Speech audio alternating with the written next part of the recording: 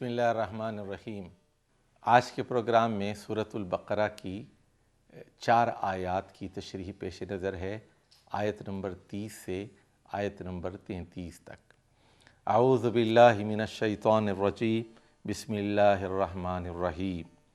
وَإِذْ قَالَ رَبُّكَ لِلْمَلَائِكَةِ إِنِّي جَاعِلٌ فِي الْأَرْضِ خَلِيفَةً قَالُوا أَتَجْعَلُ فِيهَا مَن يُفْسِدُ فِيهَا وَيُسْفِكُ الدِّمَاءَ وَنَحْنُ نُسَبِّحُ بِحَمْدِكَ وَنُقَدِّسُ لَكَ قَالَ إِنِّي أَعْلَمُ مَا لَا تَعْلَمُونَ وَعَلَّمَ آدَمَ الْأَسْمَاءَ كُلَّهَا ثُمَّ عَرَضَهُمْ عَلَى الْمَلَائِكَةِ فَقَالَ أَنبِئُونِي بِأَسْمَاءِ هَؤُلَاءِ إِن كُنتُمْ صَادِقِينَ قَالُوا سُبْحَانَكَ لَا عِلْمَ لَنَا إِلَّا مَا عَلَّمْتَنَا إِنَّكَ أَنْتَ الْعَلِيمُ الْحَكِيمُ قَالَ يَا آدَمُ أَنبِئْهُم بِأَسْمَائِهِمْ فَلَمَّا أَنبَأَهُم بِأَسْمَائِهِمْ قَالَ أَلَمْ أَقُل لَّكُمْ إِنِّي أَعْلَمُ غَيْبَ السَّمَاوَاتِ وَالْأَرْضِ وَأَعْلَمُ مَا تُبْدُونَ وَمَا كُنتُمْ تَكْتُمُونَ۔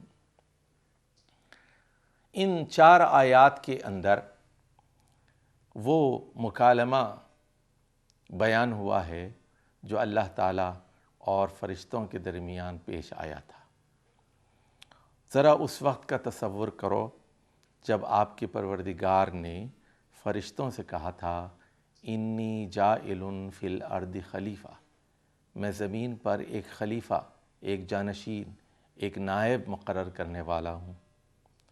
فرشتوں نے کہا اتجعل فیہا من یفسد فیہا، انہوں نے کہا کہ کیا آپ اس کو اختیارات دے رہے ہیں جو زمین پر فساد برپا کرے گا، وَيَسْفِكُ الدِّمَاءَ، وہاں خون ریزیاں کرے گا، جبکہ ہم تیری تسبیح اور تقدیس میں دن رات مصروف رہتے ہیں۔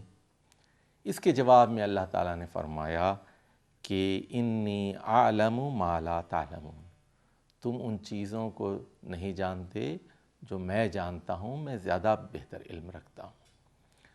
تو یہاں 2-3 باتیں غور طلب ہیں۔ پہلی بات تو یہ ہے کہ فرشتوں کو آزادی اختیار عطا نہیں کی گئی۔ انسان کو آزادی اختیار یعنی فریڈم آف چوائس دی گئی ہے۔ فرشتے غلطی کر ہی نہیں سکتے۔ فرشتوں کے بارے میں سورۃ التحریم کے اندر ارشاد ہوا لا یعصون اللہ، وہ کبھی اللہ کی نافرمانی نہیں کرتے، وَيَفْعَلُونَ مَا يُؤْمَرُونَ، جو کچھ انہیں حکم دیا جاتا ہے اس پر وہ 100% عمل کرتے ہیں۔ تو فرشتوں کے اندر گناہ کرنے کی صلاحیت موجود ہی نہیں ہے، چونکہ انہیں فریڈم آف چوائس اور انہیں آزادی اختیار ہی عطا نہیں کی گئی۔ خیر و شر کا مسئلہ ان کے سامنے ہے ہی نہیں، وہ صرف خیر ہی کر سکتے ہیں، شر کا کوئی کام کر نہیں سکتے۔ اس کے برخلاف انسان کو اور جنات کو خیر و شر دونوں کی اختیارات عطا کیے گئے ہیں، فریڈم آف چوائس عطا کی گئی ہے۔ تو اس لیے فرشتوں نے یہ اعتراض کیا کہ ہم چونکہ گناہ نہیں کر سکتے، ہمیں چونکہ اس طرح بنایا گیا ہے، ہم چونکہ دن رات تیری تقدیس اور تسبیح میں مشغول اور منہمک رہتے ہیں، اس لیے ہمارا یہ استحقاق ہے، ہمیں نائب بنا دیجیو، ہمیں خلیفہ بنائیو۔ تو اللہ تعالیٰ نے اس کے جواب میں بتایا کہ تم میری حکمتوں سے واقف نہیں ہو، میری مصلحتوں سے واقف نہیں ہو۔ میں انسانوں کو آزمانا چاہتا ہوں، لِنَبْلُوَهُمْ أَيُّهُمْ أَحْسَنُ عَمَلًا، میں دنیا میں خلیفہ بنا کر اس کو ذمہ داریاں دینا چاہتا ہوں اور ان کو مختلف ذمہ داریوں پر فائز کرنا چاہتا ہوں، اور پھر ان ذمہ داریوں کے بارے میں باس پرس کروں گا، پوچھوں گا کہ تم یہ ذمہ داری کیسے ادا کر رہے ہو۔ میں انہیں زندگی دوں گا، مال دوں گا، اولاد دوں گا، ذہنی علمی صلاحیتیں عطا کروں گا، اور پھر لِنَبْلُوَهُمْ فِي مَا آتَاكُمْ، اور پھر ہم جو چیزیں بھی انہیں عطا کی گئی ہیں، جو بھی وسائل انہیں عطا کیے گئے ہیں، اس میں ہم آزمائیں گے۔ اس کے بعد اس کو ثابت کرنے کے لیے اللہ تعالیٰ نے آدم کو کچھ نام سکھائے اور پھر فرشتوں سے کہا، فرشتوں کے سامنے بھی یہ چیز پیش کی گئی اور فرشتوں سے کہا گیا کہ اگر تم اس دعوے میں سچے ہو کہ تم خلیفہ بننے کا استحقاق رکھتے ہو تو پھر یہ نام بتا دو۔ فرشتے جو ہے یہ نام نہیں بتا سکے اور انہوں نے فوراً اعتراف کیا، سبحانک لا علم لنا الا ما علمتنا، کہ انہوں نے کہا کہ اللہ تو بے عیب ہے، تجھ سے کوئی غلطی نہیں ہو سکتی، تجھ سے کوئی غلط فیصلہ نہیں ہو سکتا، تیرا تو سبحان ہے، تیرا یہ فیصلہ بالکل صحیح ہے کہ انسان ہی کو خلیفہ بنایا جانا چاہیے، انسان ہی خلافت کا اہل ہے، انسان میں یہ صلاحیتیں پائی جاتی ہیں، اور ہم تو صرف اتنا ہی جانتے ہیں جتنا تو ہمیں بتاتا ہے۔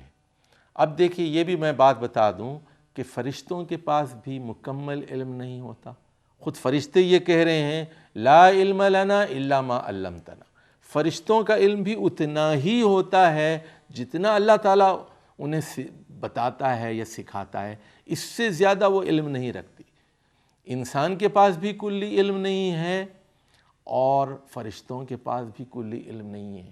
کلی علم، ٹوٹل نالج صرف اور صرف خالق کائنات علیم بذات الصدور اور وہو بکل شیء علیم ہستی اللہ کے پاس ہے۔ اب اس کے بعد ہوتا یہ ہے اللہ تعالیٰ حضرت آدم سے کہتے ہیں کہ آپ ذرا ان ناموں کو بتائیے، تو وہ فٹافٹ اور فر وہ نام گنوا دیتے ہیں۔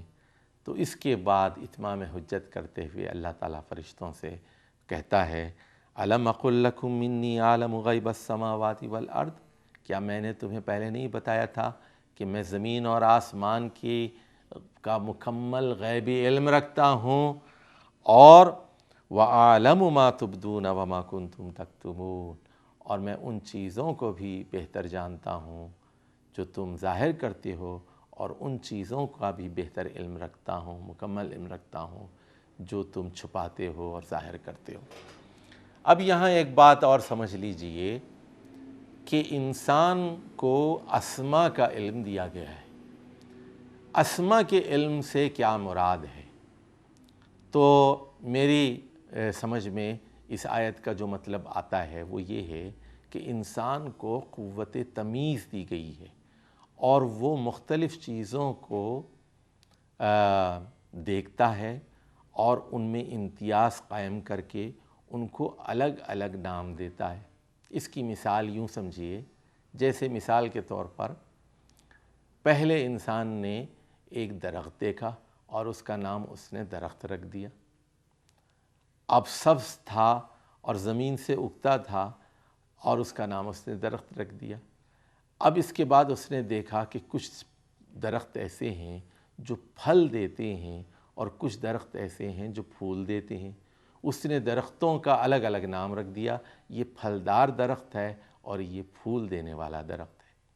اس کے بعد اب اس نے دیکھا کہ پھلوں کی بڑی قسمیں ہیں، تو اس نے پھر الگ الگ نام ان کو دے دیے، اس میں تمیز کی کہ یہ امرود ہے، یہ آم ہے، یہ مالٹا ہے، یہ کینو ہے، یہ جامن ہے، اور یہ زیتون ہے، اور یہ انجیر ہے۔ اس طرح اس نے پھلوں کے درختوں کے اندر اپنی قوت تمیز سے امتیاز قائم کرتے ہوئے الگ الگ نام دی۔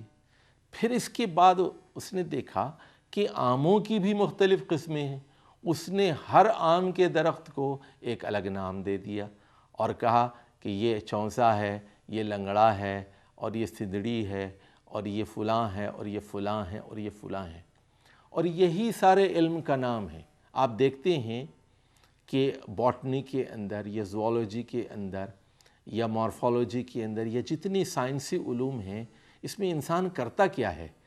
جیسے جیسے وہ دو چیزوں کے درمیان خفیف کوئی فرق محسوس کرتا ہے، ان کے لیے الگ الگ نام دینا شروع کر دیتا ہے۔ چنانچہ ہڈیوں کے مختلف نام آپ کو ملتے ہیں، گوشت کے سیلز کے مختلف نام آپ کو ملتے ہیں۔ اسی طرح آپ دیکھتے ہیں کہ پیشوں کے بھی نام مختلف ہو گئے۔